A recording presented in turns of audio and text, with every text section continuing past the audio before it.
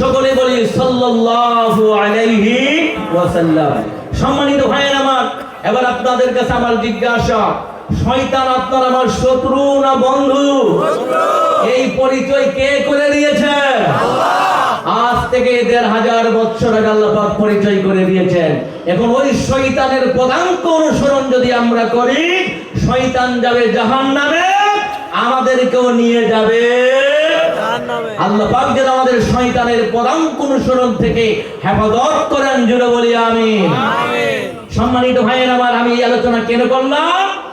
বাবা আদম মা হাওয়াকে বিবস্ত্র করেছিল জান্নাতের ভিতরে, মনে আছে?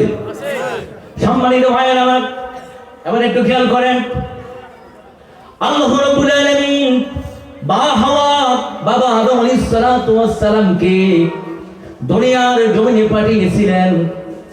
জান্নাতের ভিতরেই তাদেরকে আল্লাহ তাআলা জান্নাতের ভিতরে শয়তান বিবস্ত্র করেছিলেন।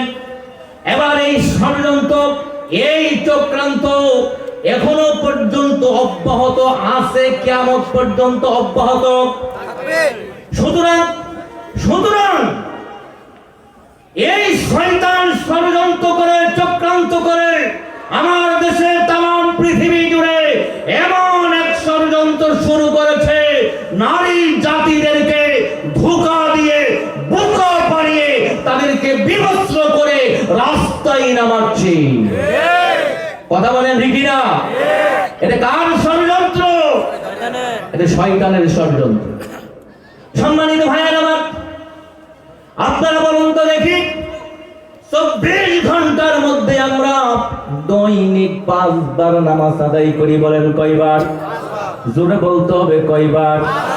ফজর, যোহর, আসর, মাগরিব, ইশা। এই ২৪ ঘন্টার মধ্যে ৫ ওয়াক্ত নামাজ আদায় করলেই ২৪ ঘন্টার হক আদায় হয়ে গেল, ঠিক কিনা বলেন? মুসলমান ভাইয়েরা আমার, ২৪ ঘন্টার মধ্যে ৫ ওয়াক্ত নামাজ আদায় করলে হক আদায় হয়ে গেল। এরপরে ১২ মাসের মধ্যে শুধুমাত্র ১ মাস রমজান, কথা বলেন ঠিক কিনা? ১১ মাস মাইনাস ১ মাস রমজান। আল্লাহ পাক আমরা যদি নামাজকে, ৫ ওয়াক্ত নামাজকে ফরজ করে দিয়েছেন, এটা ২৪ ঘন্টার মধ্যে দৈনিক ৫ বার, আর ১ বছরের মধ্যে পবিত্র মাহে রমজানের রোজাকে ফরজ করেছেন। বছরে কি ১১ মাস না ১ মাস? তার মানে হলো আপনি যদি ১২টা মাসের মধ্যে ১টা মাস রোজা রাখেন, তাহলে আপনার ১ বছরের হক আদায় হয়ে গেল। জোরে জোরে কন্যা সুবহানাল্লাহ। তাহলে নামাজ হলো ৫ বার, রমজানের রোজা হলো অনলি ১ মাস। কয় মাস? আমার কথা বুঝতেছেন ভাইয়েরা? এবারে বলেন তো দেখি, হজ জীবনে কয়বার করতে হয়? কয়বার? অনলি ১ বার। আপনার ৬০ বছর, ৭০ বছর হায়াত, এই ৬০-৭০ বছরের মধ্যে যদি একবার একটা হজ করেন, বাকি জীবনে আপনার আর হজ করার কোনো প্রয়োজন নাই, ঠিক না বলেন? এবার ভালো করে মিলান, নামাজ হলো দৈনিক হলো ৫ বার ফরজ, আর ১২ মাসের মধ্যে ১ মাস ফরজ হলো আপনার মাহে রমজানের রোজা, জীবনে ১টা বার হলো হজ ফরজ। আর আল্লাহ পাক বলেন, নারী সম্প্রদায় শোনো, ও পুরুষেরা তোমরাও শোনো, তোমাদের জন্য ২৪ ঘন্টা ফরজ হলো পর্দা করা। কথা বলতে হবে, কয় ঘন্টা ফরজ? বলবেন হুজুর, যখন ঘরে থাকি, ঘরে থাকলে কোনো মহিলারা কি হাফ প্যান্ট পরা জায়েজ আছে? যদি ঘরেও থাকে, তবে হ্যাঁ, যদি ওই ঘরের স্বামী ছাড়া ছেলে মেয়ে কেউ না থাকে, তাহলে স্বামী যদি বলে, ম্যাডাম তুমি তো হাফ প্যান্ট পরো তো, তোমারে দেখি, নো প্রবলেম। কারণ স্বামীর জন্য স্ত্রী শস্য ক্ষেত্র। স্বামীর জন্য স্ত্রী কি? শস্য ক্ষেত্র। স্বামী যদি বলে তুমি শার্ট পরো, প্যান্ট পরো, আমি তোমাকে ডিজিটাল দেখতে চাই, আপনি ডিজিটাল হয়ে নায়িকা হয়ে যান, কোনো আপত্তি নাই। আপনার স্বামী খুশি, আমার আল্লাহ খুশি। জোরে বলতে হবে, ঠিক না? কিন্তু শুধুমাত্র স্বামীর জন্য আপনি সব করতে পারবেন, বাট স্বামীর বাইরের ছেলে মেয়ের সামনেও আপনি বিবস্ত্র হতে পারবেন না। দুঃখজনক ভাইয়ের আমার, খুব ভালো করে শুনবেন, আমি আল্লাহর জাতের কসম করে বলছি, আল্লাহ রাব্বুল আলামিন তার প্রিয় নবীকে মেরাজের রজনীতে জান্নাত দেখিয়েছেন, জাহান্নাম দেখিয়েছেন। বিশ্বনবী মুহাম্মদ রাসূলুল্লাহ সাল্লাল্লাহু আলাইহি ওয়াসাল্লাম যখন জাহান্নামের ভিতরে প্রবেশ করেছিলেন, দেখেছিলেন। বিশ্বনবী জিবরাইলকে বলে, ভাই জিবরাইল, এত মহিলা জাহান্নামের ভিতরে চিল্লাচ্ছে কেন, আর মহিলাদের সংখ্যা এত বেশি হলো কেন? ভাই জিবরাইল বলে, ইয়া রাসূলুল্লাহ, ইয়া হাবিবাল্লাহ, পুরুষের তুলনায় নারীরা বেশি জাহান্নামে যাবে। জোরে জোরে কন্যা নাউযুবিল্লাহ। পুরুষের তুলনায় নারীরা বেশি জাহান্নামে যাবে, তার কারণ হলো দুইটা। কয়টা? এক নম্বর কারণ হলো তারা বেপরদা, পর্দাহীন অবস্থায় যারা জীবন যাপন করে, এই পর্দাহীন অবস্থায় জীবন যাপন করার কারণে তারা জাহান্নামে বেশি যাবে। দুই নম্বরে নারীরা হচ্ছে অকৃতজ্ঞ। নারীরা কি? অকৃতজ্ঞ। কমন একটা ডায়লগ আমাদের দেশে আছে, বহুত কিছু দিয়েছেন, ঈদের সময় যে শাড়িটা চেয়েছিল, যে কালারটা চেয়েছিল, কমন কালার, ওইটা দিতে পারেন নাই। ঈদের দিন রাত্রে বলবে, আমি দেখে তোমার সংসারটা করলাম। কথা বলে ঠিক না ঠিক? তো তুমি যাইয়ে দেখো না, সিরিয়াল লাগবে। কথা বলে ঠিক না? এদেরকে যত তুষামত করবেন, কোথায় উঠবে? একজন স্বামী অফিসে চাকরি করে, রাত 10টার সময় বাসায় আসছে, আসার পরে বলছে, তসলিমা উঠো না, লড়ো না। যাই হোক, গেট খোলা ছিল, ভিতরে ঢুকছে। ঢুকার পরে বলছে, Taslima, I am very tired, I am very hungry, আমি ক্ষুধার্ত, আমাকে খাবার দাও। খাবার কোথায়? কই টেবিলে। পানি কই? কই টেবিলে। কই লাড়ি কই? কই দাঁড়াও, উঠতেছি। দাঁড়াও, উঠতেছি। সম্মানিত ভাইয়ের আমার, যে কথা বলতেছিলাম, নারীরা অকৃতজ্ঞ। আপনি যত কিছু দেন না কেন, তারা আল্লাহর শুকরিয়া আদায় করে না। তাদের চাহিদার কোনো শেষ নাই। এলা স্বামী রিক্সা চালাক আর যা মনে চায় তাই করুক। কথা বলেন ঠিক কিনা? এই অকৃতজ্ঞ হওয়ার কারণে নারীরা জাহান্নামে যাবে। বসির মেলের মহিলারা কইতেছে, হুজুর, কালকে মনে হয় প্রিন্সিপাল হুজুরে ধরবো, মাইনুল ভাই, আমিনুল ভাই, এই হুজুরে কই পাইছি আমরা শত্রু। আমার ভাইয়েরা, আমি আপনাদের শত্রু না। বিশ্বনবী মুহাম্মদ রাসূলুল্লাহ সাল্লাল্লাহু আলাইহি ওয়াসাল্লাম তিনি বলেছেন, আমি ডাইরেক্ট নিজের চোখে জাহান্নামের ভিতরে দেখেছি, নারীদের সংখ্যা হলো বেশি, আর বেশি হওয়ার কারণ হলো দুইটা। এক নম্বরে তারা বেপরদা, দুই নম্বরে তারা অকৃতজ্ঞ। কথা বলে ঠিক কিনা? আমার মায়েরা,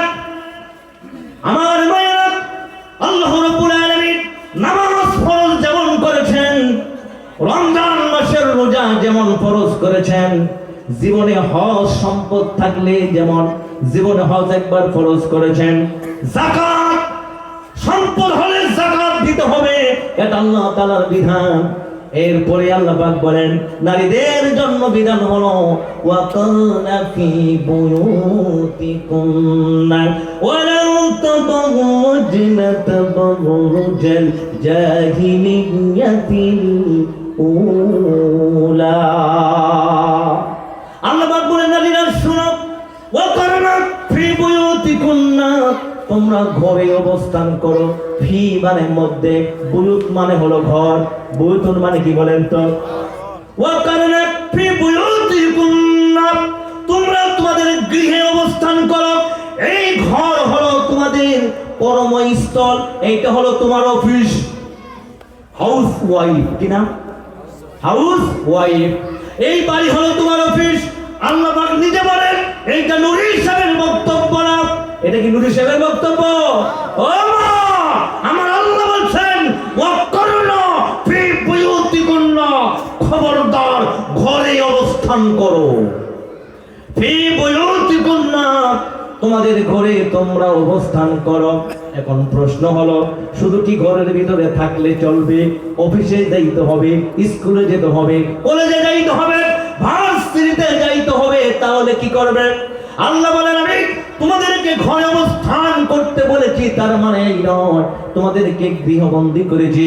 আল্লাহ বলেন, ওয়াকারনা ফি বুয়ুতিকুন্না ওয়ালা তাবাররাজনা তাবাররুজাল জাহিলিয়াতিল উলা। আল্লাহ পাক বলেন, যখন তোমরা ঘর থেকে বার হবে, যখন তোমরা ঘর থেকে বাহির হবে, ঘরের একটা পরিবেশ নিয়ে তোমরা ঘর থেকে বার হবে। চিৎকার দিয়ে কন্যা সুবহানাল্লাহ। ভাই, আমার কথা বুঝতে আপনাদের কষ্ট হচ্ছে? সুবহানাল্লাহর আওয়াজ একটু জোরে দেন, তা না হলে ভাই আলোচনা ভালো করে বলা যায় না। দেখেন না, ফুটবল খেলা দেখেন না, প্লেয়ারে খেলতেছে আর এইদিকে তালির সুটে মনে হয় হে গুল্লি দিয়ে দিতেছে, গোলকিপারের দেড় হাত উপর দিয়ে গোল দিতেছে বল, এরপরও গোল। ঠিকই না? খেলা হইতেছে ইংল্যান্ড আর বসির বেল থেকে ছক্কা মেরে চিল্লায় ছক্কা। সব কি পাইছেন? 2 কেজি পাইছেন? কিন্তু ওয়াজের মাহফিলে আসলে আমরা প্রতিবন্ধী হই কেন? যদি প্রতিবন্ধী হন, নাম তালিকা দিবেন, আগামী কাল থেকেই প্রতিবন্ধী ভাতা শুরু করে দেব ইনশাআল্লাহ। অতএব যদি প্রতিবন্ধী না হন, আওয়াজ দিতে হবে। রাজি আছেন তো? আমার মায়ের ভালো করে শুনেন, এইটা নুরুন নবী নূরী ইসলামের বক্তব্য না। আলা লাহুল খালকু ওয়াল আমর, সৃষ্টি করেছেন যিনি, বিধানটা দিয়েছেন তিনি, খাওয়ান যিনি, বিধান দিয়েছেন তিনি, পরাণ যিনি, বিধান দিয়েছেন তিনি, যেই জমিনের মধ্যে বাস করো তুমি, বিধানটা দিয়েছেন তিনি। যার হাতে দাও, যার হাতে হায়াত, যার হাতে মউত, তিনি এই বিধানটা দিয়েছেন। চিৎকার দিয়ে বলেন সুবহানাল্লাহ। এটা কি নূরী সাহেবের বিধান? কার বিধান? আল্লাহ পাক বলেন, নারীরা শোনো, ওয়াকারনা ফি বুয়ুতিকুন্না ওয়ালা তাবাররাজনা তাবাররুজাল জাহিলিয়াতিল উলা। আল্লাহ রাব্বুল আলামিন বলেন, 1 নম্বরে ঘরের ভিতরে অবস্থান করবে, ছেলে মেয়ে সংসারগুলো দেখে শুনে রাখবে, রান্না বান্না যা করার দরকার তোমরা করবে। এইটা হলো তোমার হেড অফিস। এটা নাম কি? এটা হলো তোমার হেড অফিস। আর যদি একান্ত প্রয়োজনে যদি তোমার বাইরে যেতে হয়, আপনারা বলেন তো দেখি, ঘর কি একেবারে অটো লক? ঘর কি লক? মুসলমান ভাইয়েরা আমার, আপনার আমার প্রত্যেকটা ঘরের ভিতরে ঢোকার জন্য প্রধান গেট আছে না নাই? 2 নম্বরে রুমের ভিতরে ঢোকার জন্য আরেকটা দরজা আছে না নাই? আবার হালকা বাতাস, হালকা আলো নেওয়ার জন্য আছে একটা জানালা। কথা বলেন ঠিক কিনা? এইটা হলো ঘরের পরিবেশ। আল্লাহ পাক বলেন, তুমি যখন বাইরে যাবে, ওই ঘরের পরিবেশটা নিয়ে যাও। তার মানে হলো এমন একটা জামা পরবে, যেই জামাটা পরার কারণে, যেই জামাটা পরিধান করার কারণে দুনিয়ার কোনো যুবক তোমাকে চিনতে পারবে না, তোমাকে ইফতিজিং করতে পারবে না। জোরে জোরে কন্যা সুবহানাল্লাহ। এই বক্তব্য কার? আল্লাহ পাক বলেন, ওয়া কুল্লিল মুমিনাতি ইয়াগুদুনা من أبصارهن ويحفظن فروجهن وليضربن بخمرهن على جيوبهن। আল্লাহ পাক বলেন, নারীরা শোনো, ওয়া কুল্লিল মুমিনাত ইয়াগুদুনা, হ্যাঁ মুমিন সম্প্রদায় নারীরা, আল্লাহ পাক বলেন, নারীরা শোনো, যখন তোমরা রাস্তায় চলবে, ঘর থেকে বার হয়ে গেলে, এবার রাস্তায় এসেছো, তোমাকে কি করতে হবে? আল্লাহ পাক বলেন, মিনা বসারিহিন্না, তোমার দৃষ্টিকে তুমি নিম্নগামী করে দাও। জোরে জোরে কন্যা সুবহানাল্লাহ। আল্লাহ পাক বলেন, যদি যখন একান্ত প্রয়োজন বার হতে হবে, তখন এমন একটা জামা পরবে, ওয়ালিয়াদরিবিনা বিখুমুরিহিন্না আলা জুয়ুবিহিন। আল্লাহ পাক বলেন এমন একটা জামা পরবে যেই জামাটা মাথা থেকে পায়ের তলা পর্যন্ত আবৃত করা যায়, এর নাম হলো হিজাব, এর নাম হলো বুরকা। জুড়ে বলেন সুবহানাল্লাহ। এটা কার বিধান? ভাই পিছনের ভাইয়েরা কি সুবহানাল্লাহ বাসায় ফ্রিজে রাখাইছেন? যদি রাইখে আইসে থাকেন ভাবিরে ফোন কল দিয়ে বলেন যে একটু তাড়াতাড়ি মেসেঞ্জারে পাঠিয়ে দাও, সুবহানাল্লাহ বলতে হবে। সম্মানিত ভাইয়েরা আমার, ওয়ালিয়াদরিবিনা বিখুমুরিহিন্না আলা জুয়ুবিহিন। আল্লাহ পাক বলেন নারীরা শোনো, এক নাম্বার শর্ত হলো এমন একটা জামা পরবে যেই জামাটা মাথা থেকে পায়ের তলা পর্যন্ত আবৃত করা যায়, এমন একটা লম্বা জামা পরবে। আর জামাটা হতে হবে ঢিলা ঢালা লুজ। কি হতে হবে? ঢিলা ঢালা লুজ। এক নম্বরে জামা হতে হবে মোটা কাপড়। কি কাপড়? ও মুসলমান, বর্তমানে এমন কিছু জামা, এমন কিছু হিজাব, এমন কিছু বোরকা, এটা শাড়িও না মশারিও না। কথা বলেন ঠিক না ঠিক? সম্মানিত ভাইয়েরা আমার, বিশ্বনবী মুহাম্মদ রাসূলুল্লাহ সাল্লাল্লাহু আলাইহি ওয়াসাল্লাম আজ থেকে ১০০০ বছর আগে বলেছেন এমন একটা জামান আসবে যেই জামানায় জ্বলন্ত অগ্নির কয়লা হাতে রাখা সম্ভব হবে, কিন্তু মুসলমানদের ঈমান রক্ষা করা তার থেকেও কঠিন হবে। আমার মনে হয় বর্তমান সময়টা রানিং। কথা বলেন ঠিক কিনা? ও মা, আল্লাহ পাক বলেন জামা হতে হবে মোটা, তুমি বানিয়েছো পাতলা। কি? এইটা না মশারি, শাড়ি না মশারি, বোঝার কোনো কায়দা নাই। জামা দেখলে মনে হয় এক্স-রে রিপোর্ট। কথা বলেন ঠিক না বেশি? নারীদের জন্য পাতলা জামা পরা 100% হারাম। বিশ্বনবী বলেন এমন জামা আসবে ওই জামার নারীরা পোশাক পরবে, তারা অর্ধ অলঙ্গ থাকবে। বিশ্বাস করেন আল্লাহর জাতের কসম খেয়ে বলছি, বর্তমানে মায়েরা যেই জামাগুলো পরে ওদের দিকে তাকানো অসম্ভব হয়ে যায়। কথা বলে দেখি না, এমন জামা এটা পরার থেকে না পরাই, পরার থেকে না পরাই বেশি ভালো। সম্মানিত ভাইয়ের আমার, এক নম্বরে জামা হতে হবে মোটা, দুই নম্বরে জামা হতে হবে লুজ। জামা কি হবে? জামা হতে হবে লুজ। আর বর্তমানে হলো টাইট। বর্তমানে কি? বর্তমানে কি? টাইট। আমার মায়েরা, আমাদের বাংলাদেশে আসল টাকা আবার জাল টাকা ঈদের সময় চলে কি চলে না? আপনারা বলেন তো দেখি, ১০০০ টাকার একটা নোট জাল, এই জাল একটা নোট নিয়ে যদি আপনি আপনাদের যে কোনো দোকানে, এই ভুসির মেল যে কোনো দোকানে গিয়ে যদি এক কাপ চা, একটা পান যদি খান, বিল হলো কয় টাকা? 10 টাকা। এবার দোকানদারকে বলেন ভাই বিল হলো 10 টাকা, আমি তোমাকে 90 টাকা বোনাস দেব। ১০০০ টাকার নোটটা দিলাম, ৯০০ টাকা ফেরত দাও। টাকা কি?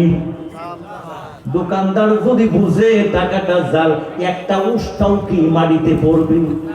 বলেন নোটের নাম, এই নোটের মূল্য কত? ১০০০।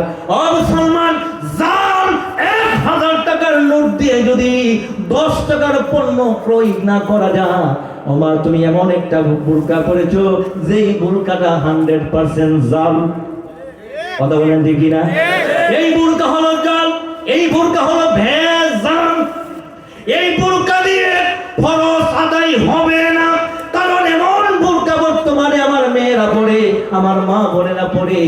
জামা যেই রকম টাইট, বোরকাটা ওই রকম টাইট। আর টাইট ফিট জামা কাপড় দিয়ে পরে যখন রাস্তা দিয়ে যা, যুবকরা নামতা পরে ৩ দুগুণে ৬, ৩ তিরিকে ৯, ৫ ৮ ৪০, ৫ ৮ আরো নিচে নামবো। ও মা, তোমরা শিক্ষিত জাতি, ডিজিটাল জাতি, তুমি এমন বোরকা পরেছো, ছেলেরা নামতা করে তোমার বডি নির্ণয় করা শেষ। কথা বলেন ঠিক কিনা? তোমাকে এমন জামা পরতে হবে যেই জামা পরলে পরে তোমার বডি মাপবে তো দূরের কথা, মাইক্রোস্কোপ দিয়ে হারিকেন জ্বালে ও খুঁজে নির্ণয় করতে পারবে না। যদি বলেন ঠিক কিনা? ও মা, বিশ্বনবী মুহাম্মদ রাসূলুল্লাহ সাল্লাল্লাহু আলাইহি ওয়াসাল্লাম বলেন, আত-তাইয়ুসুফ লা ইয়াদখুলুল জান্নাহ। দাইস হওয়ার জন্য আল্লাহর জান্নাত হারাম, দাইসের জন্য আল্লাহর জান্নাত হারাম। এখানে শুধু নারীকে বলে নাই, দাইস পুরুষও হইতে পারে, নারীরাও হইতে পারে।